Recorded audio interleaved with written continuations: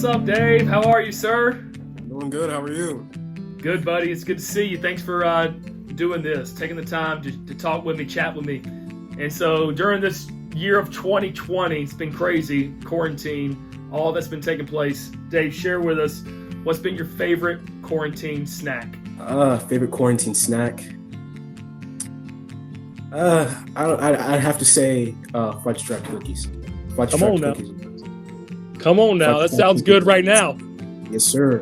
All right, Dave. What's been your favorite way to pass the time? What's been your go-to?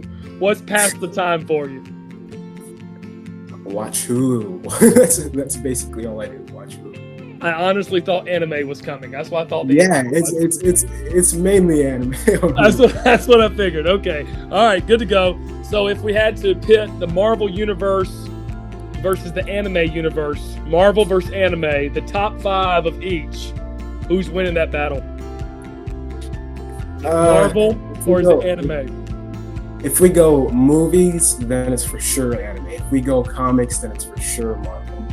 What would you say has been the most difficult part of this year for you? The most difficult part of this year has been not fellowshipping with my friends at school. Since quarantine began, I've been up here, in here. So that's probably going to be the hardest part about it. Yeah, missing that interaction. What would you say then?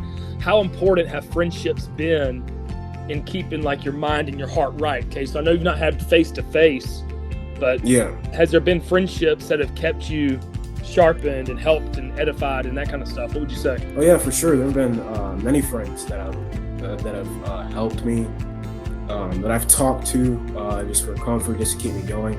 Friendship, relationship like that is so huge. What would you say, Dave? Is there a specific verse or a Bible verse, or is there a specific principle, something that you've kind of held on to that's been like your go-to that's helped you get through this time?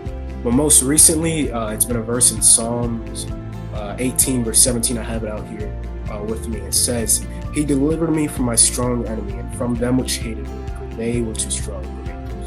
And as you said at the beginning of quarantine, more time does not equal more time. Having more time does not equal spending more time with God. Yeah. And it's been a battle this quarantine. It's been non-stop. So what I've learned most recently is that I can't fight that battle myself because I'm not strong enough to fight that battle myself. So I gotta like the battle for it. Amen, dude. That's awesome. That's huge. And that's not cliche. You've lived it. You've seen that truth be played out in your life in a real way. And I'm thankful for the scriptures that it kind of helps us hold on to. What would you tell someone, whether they've been going through a very difficult time this year, just like you, like I'm talking about, very similar situation, or perhaps maybe not because of COVID, but loneliness and you would say, I think you would agree, mental battles, struggles you've had, of just staying encouraged in the Lord and that kind of stuff. So what would be a piece of advice that you would give to someone, another teenager watching you right now? What would it be if you could have one-on-one time with them? What would you share with them? Well, it's been a crazy year.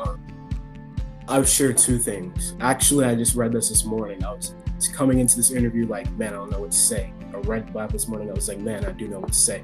Nice. It's awesome. And in Psalm 22, verse 11 and 12, it's basically talking about the crucifixion of Christ. And in that, he says, but be not thou far from me. He's talking to God, telling him, don't be far from me, right? And first thing I'm going to say is get close to God. The second thing I would say is to see the goodness in all these things. Wow.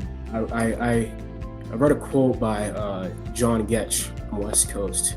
It says, let the grim realities of life collide with the grace of God. Wow, that's good.